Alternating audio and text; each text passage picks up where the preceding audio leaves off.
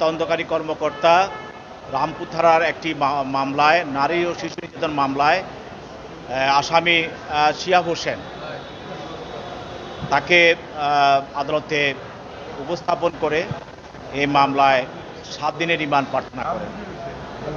এই মামলাটির বিষয়বস্তু হলো যে এই মামলার যে ভিকটিম,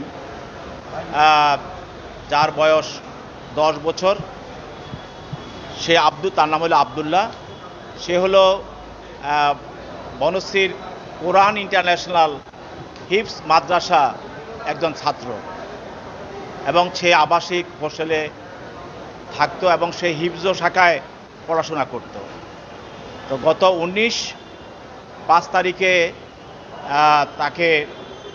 তাকে একটি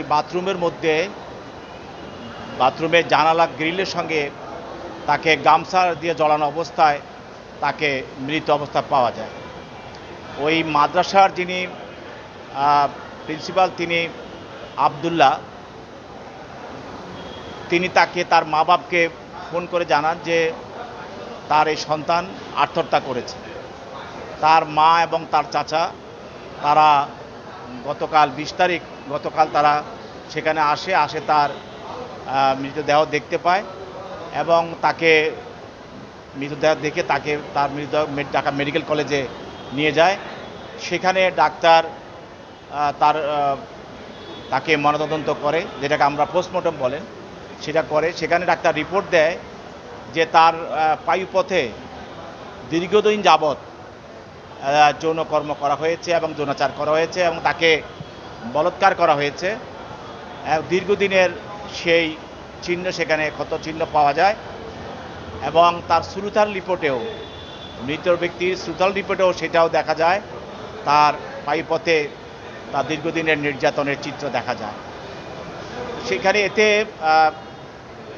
আশঙ্কা করা হচ্ছে যে তাকে দীর্ঘদিন যাবৎ ওই মাদ্রাসার যে শিহাব, যাকে গ্রেপ্তার করা হয়েছে শিক্ষক, সে সহ আরও অনেকেই এটার সঙ্গে জড়িত।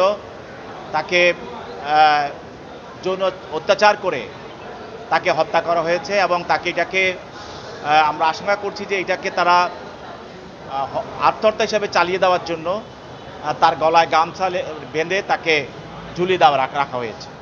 তো যাই হোক, তদন্তকারী কর্মকর্তা 7 দিনের রিমান্ড প্রার্থনা করেছেন এবং এই রিমান্ডের মাধ্যমে যিনি আজকের আসামি, সে কীভাবে তার সঙ্গে বিরূপ যৌনাচার করেছে এবং এর সঙ্গে তারা কারা জড়িত ছিল আরও, এবং তাকে কিভাবে হত্যা করা হয়েছে, এই বিষয়গুলি উদ্ঘাটন করার জন্য তাকে আদালত 8 দিনের মধ্যে একটা পুলিশ প্রতিবেদন দাখিল করার জন্য নির্দেশ দিয়েছে এবং আসামিকে জিজ্ঞাসাবাদ করার জন্য 5 দিনের রিমান্ড মঞ্জুর করে তদন্তকারী কর্মকর্তার কাছে ন্যস্ত করেন তাকে জিজ্ঞাসাবাদ করার জন্য।